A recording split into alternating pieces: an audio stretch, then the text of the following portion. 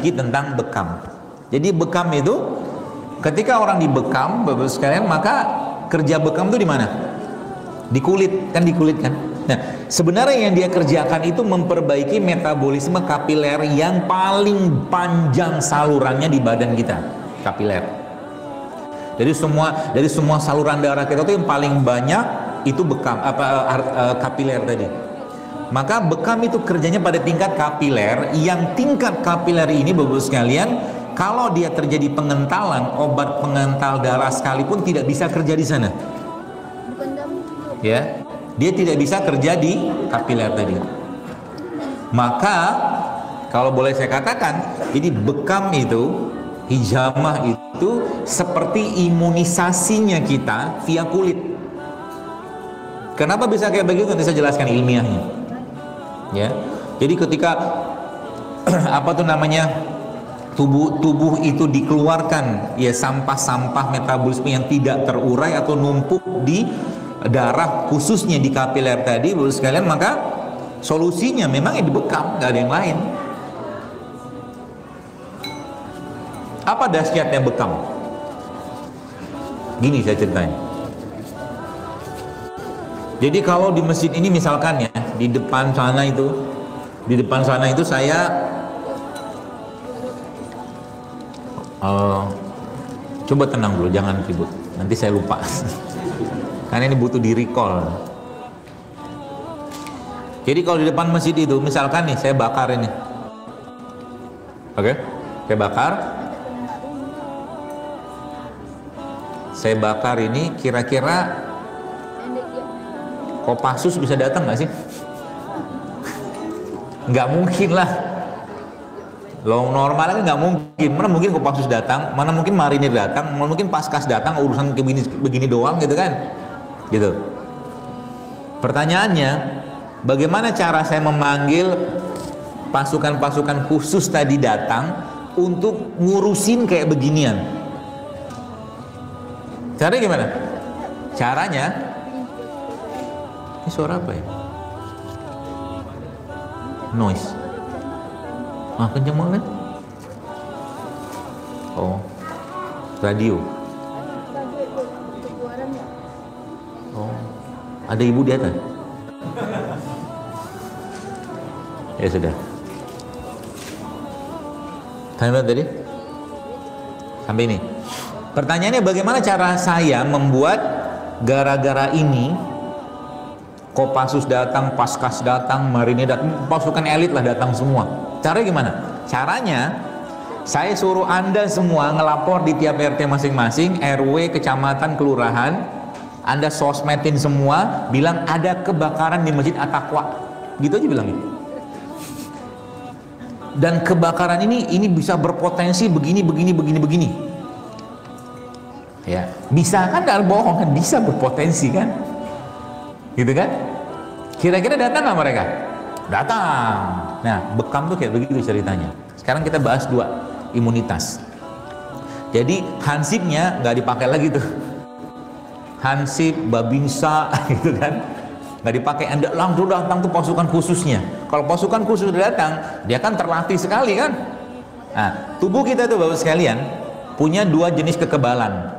Kekebalan yang sifatnya spesifik sama non spesifik. Oke?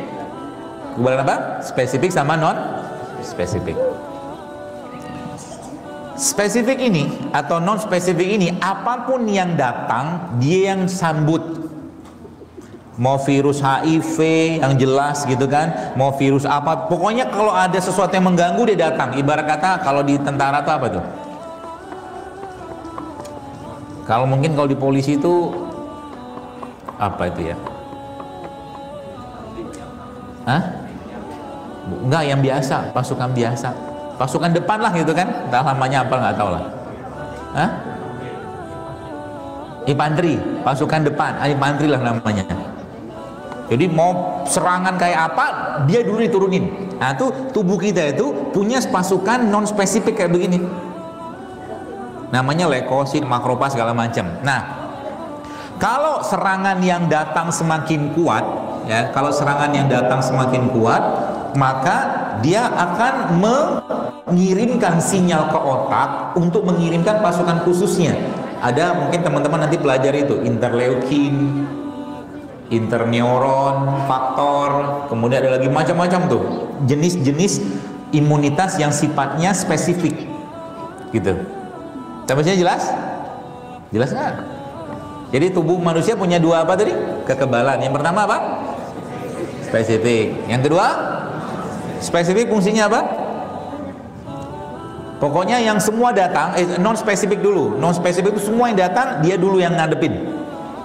Kalau dia nggak mampu, baru pasukan khususnya. Namanya spesifik, gitu ya.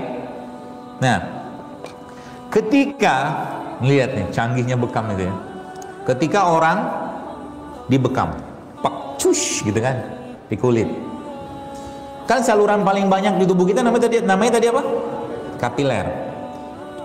Dia ngasih tahu sekitar itu ada kebakaran nih gitu. Kan dia apain dibekam itu? Tusuk, disayat gitu kan. Ada kebakaran nih. Sayatnya gede atau besar? Gede atau besar? Gede apa kecil? Tutik doang, tap gitu kan, kayak ini tadi tuh. Tap gitu kan. Tapi satu reaksi di sini tubuh akan mensikapi dengan bagaimana perlakuan terhadap reaksi tadi. Tuk, ditusuk-tusuk kan, kebakaran nih. Oke? Kata si beliau ini. Orang sekitar sini, pasukan non spesifiknya, lokal. Tapi tiba-tiba sama yang bekam habis kan di kop. Habis di kop dia apain? Tusuk. Habis tusuk dia apain? Kop lagi. Habis dia di kop, dia dibuka kopnya, di kop lagi. Berulang, teng. Nah, berulang ini kayak tadi tuh yang teman-teman ngabarin RT RW itu, paham? Jelas sampai sini? Jadi akhirnya jadi bekam itu yang saya pahami sih ya, dahsyatnya dia bisa menghadirkan respon imunitas yang sifatnya spesifik atau pasukan khusus gara-gara pengekopan berulang, paham? Jadi berulang itu akhirnya apa? Yang di sini ngabarin ke atas, markas pusat di sini. Otak akhirnya mengatakan, wah ini kayaknya ini perlu diatasin nih, gitu loh bahasanya. Kayaknya perlu diatasin nih, dia bilang. Kalau gitu kita keluarkan nih interleukin, interneuron macam-macam tuh, TNF faktor dalam itu pasukan spesifik, makrofag dia keluarkan semua gara-gara 1, 2, 3, 4 atau beberapa tusukan atau sayatan di sini akibat dari dikop berulang. Jadi bekam itu reaksinya bukan di sini, tapi ke seluruh badan. Karena ketika dia dari atas diperintahkan untuk dikeluarkan pasukan-pasukan khususnya, dia patroli semua. Paham ya? Makanya tadi saya bilang urutannya tadi, dan proses pembekaman tadi itu akan meningkatkan dua jenis imunitas, yaitu apa?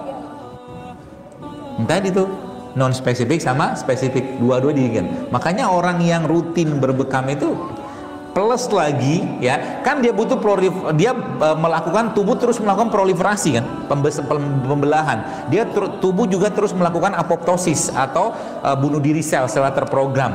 Dia juga melakukan autofagi. Supaya proses ini jalan terus menerus, ada puasa sunnah 13, 14, 15, ada 13, 14, 15, ada puasa Senin Kamis, ada puasa ayam mulbit tadi, ada puasa sunnah-sunnah yang lain. Sehingga proses autofagi di badannya berlangsung terus menerus, kebayang nggak?